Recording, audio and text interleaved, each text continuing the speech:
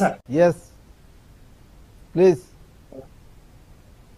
Sir వీళ్ళు మాట మాట్లాడారు. సరే రామ్మోహన్ గారు వారు అన్ని విషయాల మీద విశ్లేషించి చెప్పారు, నాయక్ గారు కూడా చెప్పారు. కానీ ఇక్కడ మనం వాస్తవం గమనించాలి. అందుకే రామ్మోహన్ రావు గారిని కాస్త లేట్ గా తీసుకున్నా కష్టంగానే ఉంది, ముందు తీసుకున్నా కష్టమే ఉన్నది. ఇది ఎట్ట చేయలేదు అర్థమైతలేదు.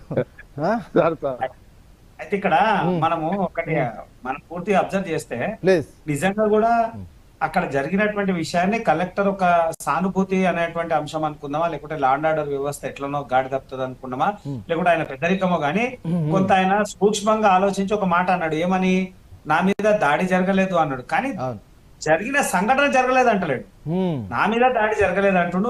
ఎందుకంటే కొన్ని మీడియా పత్రికలు కలెక్టర్ మీద దాడి, కలెక్టర్ మీద దాడి అంటే కలెక్టర్ మీద తోపులాట జరిగింది, నువ్వు అనేటువంటి సంభాషణ జరిగింది తప్ప కలెక్టర్ మీద దాడి జరగలేదు, వాహనాల మీద దాడి జరిగింది. తర్వాత కొంతమంది కలెక్టర్ కి సంబంధించిన అధికారులు లేదా జిల్లాకు సంబంధించిన పోలీసు ఉన్నత అధికారులని కొట్టినటువంటి దాఖలాలనే దాని మీద ఏమాత్రం సందేహం లేదు. 376 కింద కంపల్సరీ దాంట్లో కేసు అయ్యిందని కూడా అంటున్నారు. ఒకటి మనం గమనించాలి ఏంటి అని అంటే, ఏదేం జరిగినా ఒక ఇంత పెద్ద ఇష్యూ జరగడానికి అంత పెద్ద సేపటి, ఎందుకంటే నాయక్ గారు చెప్పారు, ఒకవేళ మా వాళ్ళు ఆవేశం నుండి ఒకవేళ చేసినా గానీ అది ప్రభుత్వ వైఫల్యమే అని అంటా ఉన్నాం. కానీ నేను అడగ మళ్ళా చిన్న సూచన ఉంటది, ఎవరు చేయాలన్నా గానీ ఎవరో ప్రోద్బలం లేదు చేయలేరు. నాయక్ గారు ఎవరో ప్రోద్బలం లేని చేయలేరు. ఎందుకు చేయలేరు అంటే అంత ధైర్యం చేయరు సార్. ఎందుకు ధైర్యం చేయరు అంటే రాళ్ళు ఒక్కొక్కటి 10-20 కిలోలు ఉన్నటువంటి గణేట్రాలు లేపి కార్ల మీద వేస్తా ఉన్నారు, చిన్నపిల్లలు వేస్తా ఉన్నారు, పెద్దవాళ్ళు వేస్తా ఉన్నారు, ఒకటేసారి 100 మంది తిరుగుబాటు చేస్తా ఉన్నారు. అంటే ఎవరు ప్రమేయం లేకుండా ఎవరు ఏది మాట్లాడుకోకుండా ఆ స్థాయి వాతావరణం అయితే రాదు సార్. ఇదేదో బీహార్ లో జరుగుతుండే, మన తెలంగాణ మన తెలుగు రాష్ట్రాల్లో ఎక్కడ జరిగినట్టు దాఖలాలు లేవు.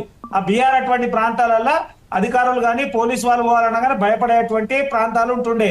ఇవాళ మనం కళ్ళారా చూస్తా ఉన్నాం. అది కూడా ముఖ్యమంత్రి సొంత నియోజకవర్గంలో జరిగితే ఇలా పరిస్థితి ఇట్లుంది.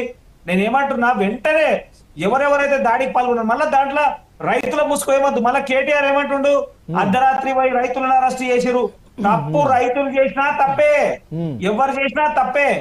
తప్పు చేసినాడు రైతు అని అంటే పక్కన తీసి పెట్టే పరిస్థితి ఏమి ఉండదు. నిజంగా కూడా ప్రేరేపించడానికి గల కారణాలు ఏంది, ఆ దాడిని ఎవరు ప్రేరేపించరు, దాని వెనకాల ఉన్నటువంటి శక్తులు ఎవరు, ఏ వ్యక్తులు పనిచేసిర్రా లేకుంటే పార్టీలు పనిచేసిరా, పోలీసు ఉన్నతాధికారులు దాన్ని విచారించాల్సినటువంటి అవసరం ఉంది. విచారించిన తర్వాత తప్పకుండా పెడతారు. కానీ ఆయన కలెక్టర్ గారు నిజంగా చెప్తా ఉన్నా, కలెక్టర్ ఒకటే ఆలోచించిండు, 6 గ్రామాలలో ఉన్నటువంటి విషయాన్ని పరిగణలోకి తీసుకొని ఇది దేశవ్యాప్తంగా రాష్ట్ర వ్యాప్తంగా చర్చ వద్దు.